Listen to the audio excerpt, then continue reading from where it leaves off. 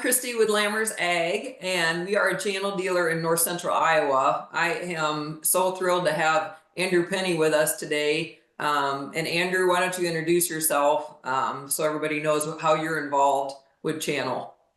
You bet. Thanks, Kristy. Yeah, my name's Andrew Penney. I'm the agronomy lead for Preceon corn. Excited to be here and talk all things corn specifically, but in this case, Preceon. Great. So Andrew, one of the things that, in our area and with my customers specifically, we had a little bit of the Preceon corn in a plot a couple years ago.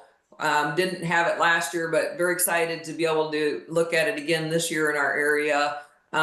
Just tell us a little bit about your background and, kind of the whole how you got to this point in in a little bit of a shorter, I guess, version. But just I think it's interesting for our customers to understand all the background that you have in this system. Yeah, absolutely. So I've been a technical agronomist for Bayer for about 5.5 years. In the last month, I took the role to be the agronomy lead for Preceon short corn. And it kind of all ties in with the fact that, Preceon is a system, right? And we have all these different management practices that we can unlock with short corn. And the cool thing about it is, obviously I lived through the derecho of 2020. Most of the many growers in Iowa live through that and experience what wind can do to corn plant. The huge benefit with Preceon is it reduces the potential for wind damage in corn. But what gets me more excited is all the agronomy stuff that it unlocks. And, if we're talking side dressing, if we're talking, a well-timed fungicide application, all this stuff that we, is unlocked because of short corn. These are things that we can carry into our tall corn. And so just the ability to not necessarily spoon feed our plant, but be more efficient with the nutrients that we put on, take advantage of our understanding of the science behind a corn plant and understanding the nutrient uptake curves, things like that get me super excited. So I kind of just fell into this role just because of my high yield talks and all the conversations that I have with growers about how to be, more efficient with our nutrients, increase ROI and increase yields. Right. And it's so important, especially as we go into this year and in years as farming is up and down for always challenges that we have, budgeting and planning and ROI. How have you seen give me a couple examples of how you've seen this system be an advantage to to farmers out there in Iowa? Yeah, absolutely. I mean, a perfect example would be 2024, right? We had, you look at the amount of moisture we had in the spring. And, I started my career in retail. So my dad was the CEO of a co-op, key co-op actually here in Iowa. It was Heart of Iowa. They merged with Sully Cooperative, became Key Co-op. And so I remember when I was working there that, that there were growers that would put on anhydrous ammonia in the spring and then come back at V2 and side dress. And I remember sitting there thinking, why are we putting all this nitrogen on up front when it really doesn't need a whole lot until about V8, give or take. And so, thinking about those nutrient uptake curves and then what Mother Nature can do to our nitrogen, 2024 again is a prime example. We had a lot of moisture. Anytime you have warm soils and moisture, that drives the process of nitrification. And so, we had a lot of growers and dealers wondering how deep our nitrogen went. Is it going to be available to the corn plant? Did we lose any because of denitrification? And so, 2024, we learned that split applying our nitrogen, whether it's some on in the fall or spring, and then coming back and side dressing, makes a huge difference on not only yield, but also it reduces the risk of losing nitrogen, right?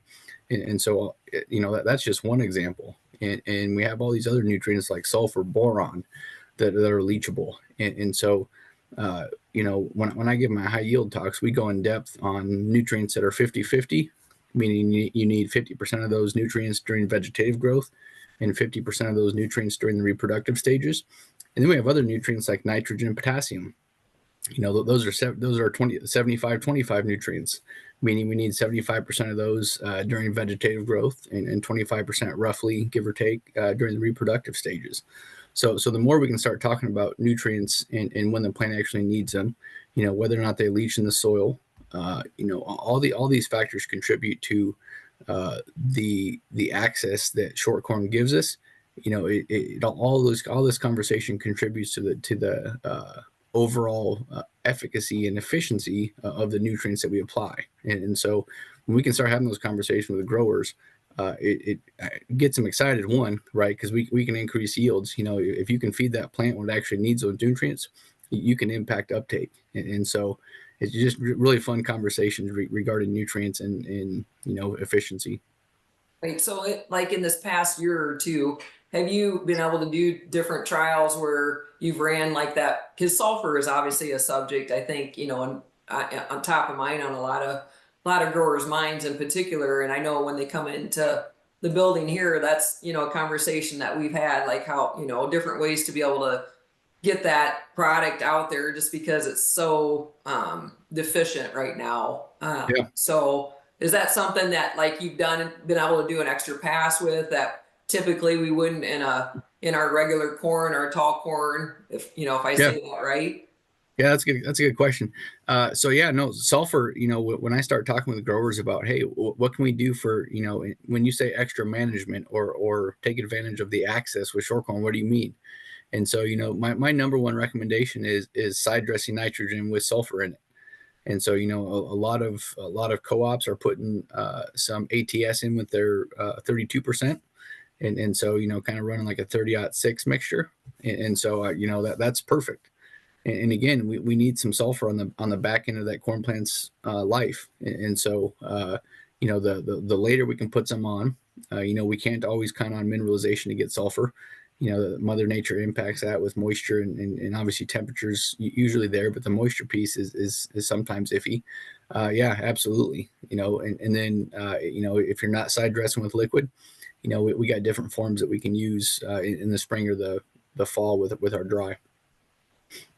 So the other question that a lot of guys come and talk with me about on this Preceon system is, where's the yield? Where's the issues? Do we have to change my equipment? Just becoming a little bit more familiar with what is our overall goal, with a farmer as far as we move down the line. What do they need to consider? Are there, going to be hurdles out there? I guess the more we can Yeah. be honest with them right up front, the better. Yeah, no, that's a phenomenal question, and one that I get a lot of questions on. Whether it's do I need to change up my post herbicide program? Do I need to change up my rows? Do I need to go from 30s to 20s? All those questions. So we'll kind of start with row spacing. No need to change up row spacing. I've this will be the fourth year that I've had it on my farm, and we're on 30s. Uh, no difference there, but we do see a difference when you do go to narrow rows. There does seem to be a yield advantage, just like tall corn, right? We know there's a yield advantage going from 30s to 20s with tall corn. We see the same thing with short corn. It's a little bit more than what we see with tall corn, so that gets some growers kind of intrigued. The next common question I get is, do I need to change up equipment? So like, do I need to do anything special with my settings and my combine? I wouldn't say there might be some minor differences, but nothing major, in terms of setting, the settings that you can do on your combine. The probably the third and most common question, well, one of the more common questions I get is, do I need to change up my post herbicide program? And so I can say from experience, and also the internal and external trials we've done, we've partnered with universities to help answer some of these questions. I mean, we partner with Wisconsin, Purdue, Illinois, and looking at the efficacy of our herbicides, whether you're on 20s or 30s, we don't see any difference with the efficacy of our herbicides we're putting down, and no difference in our post application. We have a little bit denser canopy, whether you're on 20s or 30s, because of that shorter stature plant and the condensed internodes below the ear. And, you might see, if you're in a really stressed area where even tall corn would be impacted and have a reduced height, you might see some minor differences with canopy closure, but nothing that overly impacts or makes us change up that post herbicide program. Okay. The other one that's top of mind I get a lot is, where's the population? Do I need to be at 42,000? How much do I have to plant? Is it going to cost me a lot more? Yeah, You're just trying to sell more seed. yeah, Not yeah. that my guys would say that, but Yeah, yeah. No, that's another good question. So, we've been working with short corn now for about 13 or 14 years in our breeding program. And so, actually, my old boss was the main breeder for short corn. And so we got to talk a lot, and I got to listen to him quite a bit. And one of the requirements to pass, for a hybrid to pass and move along in the breeding program was that it needed to maintain yield and hang with our normal products at around that 35,000 plants per acre. And so, I've tested it at 35,000. I've tested it at 42,000. And with a lot of our products, we do see a consistent increase in response to population. So we have some products that range, from 36 to 38,000. We have other products that average planting rate, should be 39 to 42. And so the interesting part is, on those products, we see a consistent response to population. Even when you go to 42,000, you're not giving up any stock integrity. And so I'll never forget the first year we had short corn on our farm, would have been 2022, and we only got 10,000 kernels. And it was enough to make one pass, 12 rows, split a planter, 12 rows going, making one pass. And I'll never forget my buddy that farms our ground. We went out there and looked. It had to have been R3-ish, and at 34,000, it was the stock was like the thick end of a baseball bat. And so, moving up to 40 or 42,000, I still have bigger stocks than I do in tall corn at 34, 35. So, and it's really, I guess I should say, it's really not the stock that's thicker, but it looks like the stock's thicker. It's actually the leaf tissue, where that leaf connects with the stock. It's just so condensed and packed. It just makes it look really thick. But that's what gives that's what allows it to kind of flex in the wind. And so it does. It looks a lot thicker, but actually the main stock is actually pretty similar to tall corn. It's just that leaf tissue kind of gives it that thicker look. yeah, I noticed that, like I said, when we had ours a couple years ago, and it was really cool because we had it on the same operator, same section farm. It was his home farm, one to the west, one to the east, where we had a BT2 or double pro plot. And then we had the Preceon corn on the west side of that section.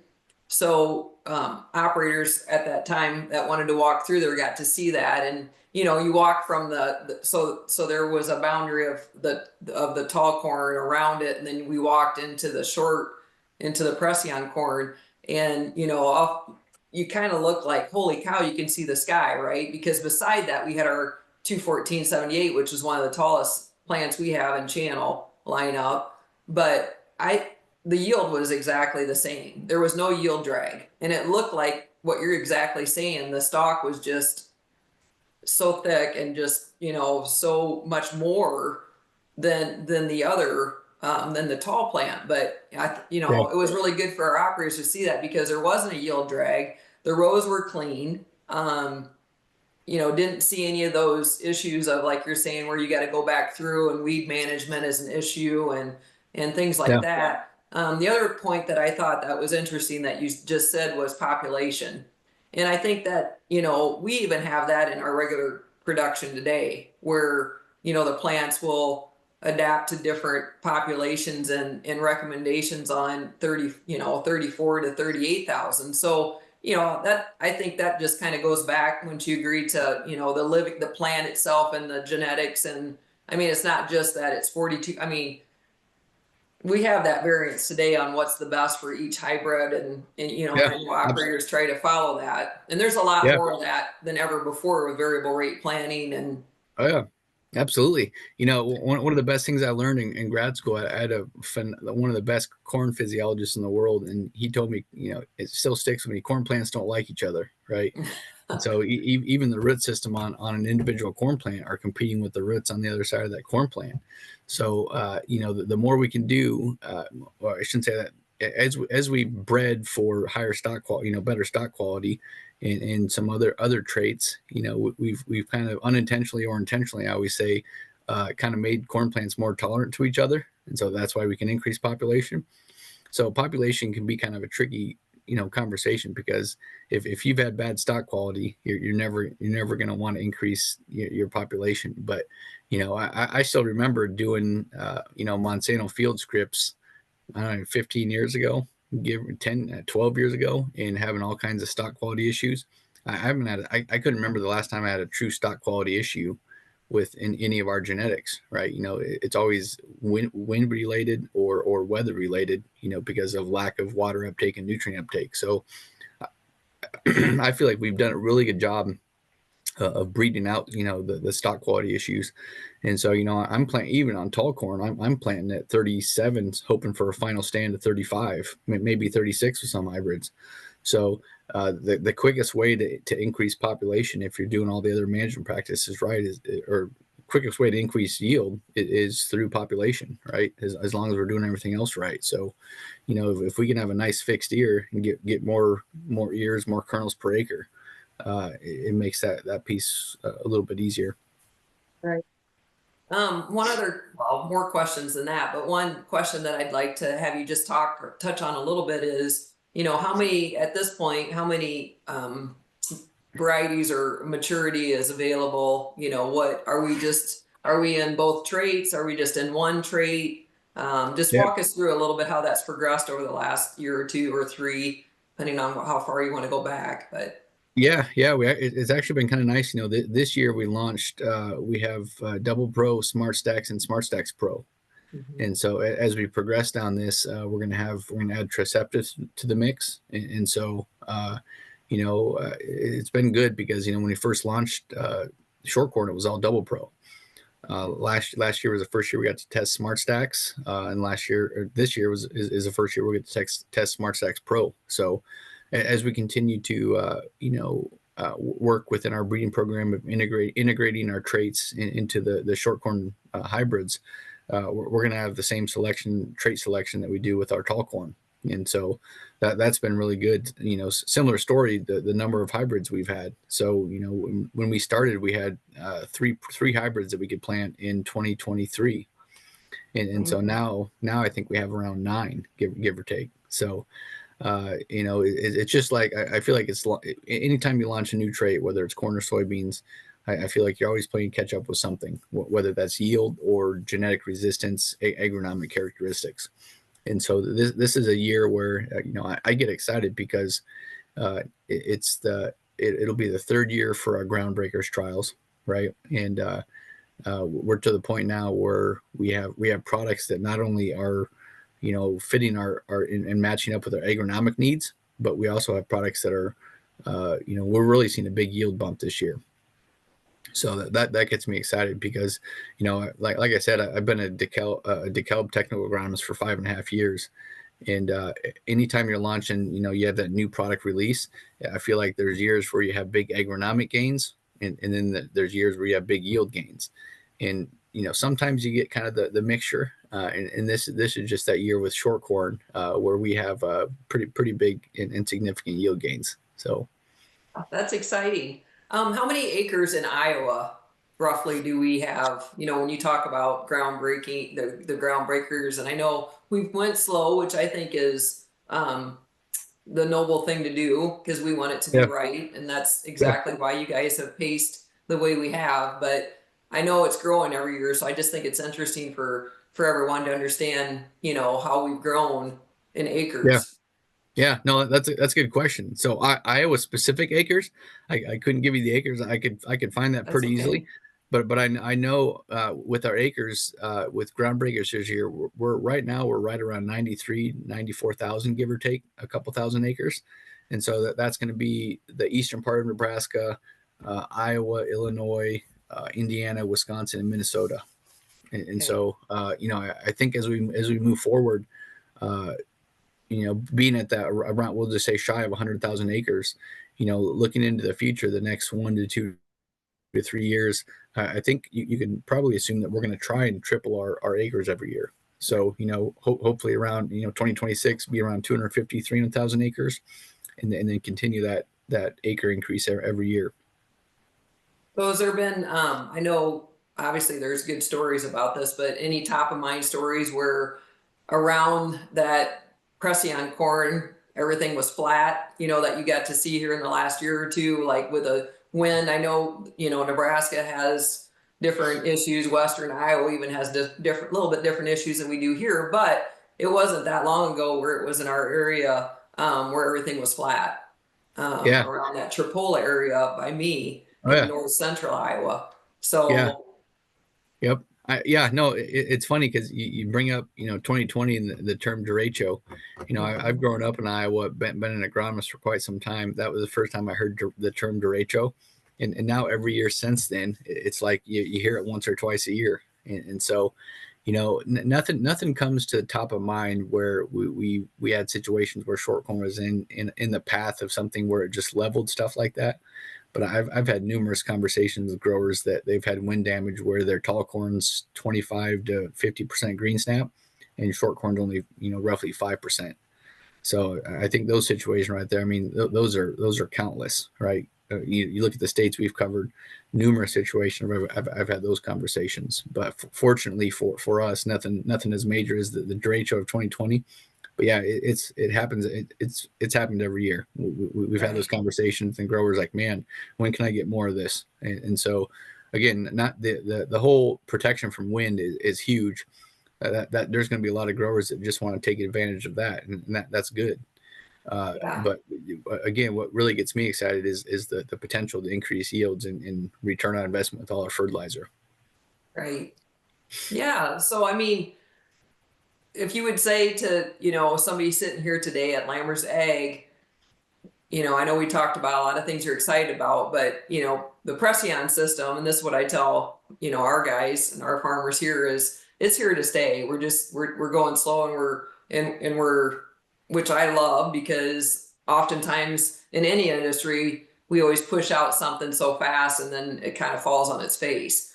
Yeah. So I remind my guys that we Bear chose these areas of, like you say, where we start with these acres because they had more issues, than we had in this particular area with wind right off the get go, and I guess, what would you say to anybody that's walking in here that's like, oh, it's not gonna, it's not gonna be around. We've seen short corn from other brands. We've, you know, just kind of to let them know that we're here to stay. And Yeah, absolutely. No, for anybody that hasn't tried short corn or know that knows much about it, I would say we're heavily investing into the R&D in the pipeline with short corn. I think we're taking the stance that we understand the benefits and all the risks associated with being a farmer, and if we can have a product like short corn help reduce the potential for any wind damage on the farm, that's a win right there. But I think again we understand the benefits. You look at the price of fertilizer. What anhydrous has done in the last couple of years. Just allowing growers to be more efficient with what they put on, hopefully increase ROI and yields while reducing their wind damage potential. All this contributes to why we're investing so much into short corn, and so really excited to continue to see where this goes. But you're right, we're pedal to the metal. This is something we're putting a lot of time and energy into, and really look forward to seeing how growers can continue to use it and hopefully see the benefits in it. yeah, and I'm excited too. And I know we talked a little bit about this before we started recording, but the fact that we'll have a plot or two here, depending on how we map it out. But to be able to put that in with that leaf tech tissue analysis that I spoke with you about a little bit earlier, and that's new for us at Lammers Ag, I think it'll be really interesting to see. Are they this is things the same? Is it how is it progressing throughout the season? Does it making a difference at all in nutrient uptake? Yep. Just all Yeah. those learning things that again, to make us more efficient and more conscious about what we're applying and dollars spent. exactly Yeah, what you're saying. So, absolutely. um, and please tell us what your podcast is, because I love it, and I just want to make sure that people are aware of what you got going on out there, because there's a lot of great information. Yeah, so about 2.5 years ago, me and a good friend of mine started a podcast, and we called it a penny for your thoughts, and it's spelled just like my last name, Penney. But the cool thing is, we were just trying to get information, agronomic, timely information out to growers and just people. And it's funny because he was wanting to interview me about SDS, what was our first episode, and I was like, why would anyone want? They listen to me enough. Let's interview my old boss at Iowa State, who's literally the expert on SDS in the U.S. and Dr. Darren Mueller at Iowa State. And so we interviewed him on the podcast, and that's how we started. So now the whole show is focused on, all we do is interview university professors about agronomic information. And so, this is stuff that you can listen to, and it's facts, right? You don't have to go look it up. Is this true? And so it's been fun because I'm still learning. We'll talk about anything from residue management to nitrogen management to high yields in corn and soybeans. And so it's just a good way to kind of polish up and maybe learn. Like, I love learning, still learning. Good way to keep up on some information and know what's going on out there. Yeah, I always say, if you're not learning, you're dying, right? There Every you day we go. have to learn something, but Well, that's what it was. When I was in grad school, I made a lot of good relationships with people across different universities. And so that's after we interviewed Darren, my old boss, that first time. I was like, why not take advantage of all my contacts? So I just started reaching out to everybody, and they love the idea. Now we have a huge listener base from like Montana to Kentucky. And I have university professors that when I'll call and ask me to be on the show, they'll be like, "Oh yeah, I listened to your show."